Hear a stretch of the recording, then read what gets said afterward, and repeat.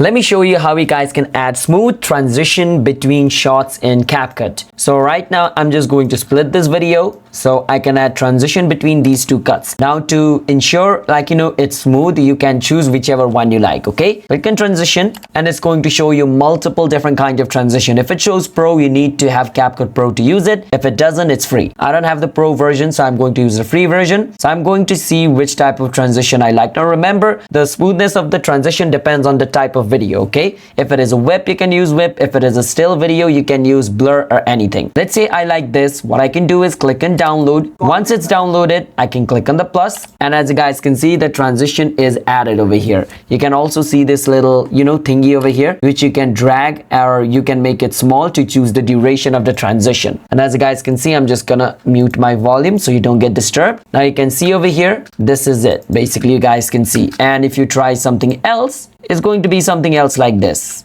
So let me just click on plus like this. So these are all the different kind of transition you can use. So hope you understand. Subscribe to our channel.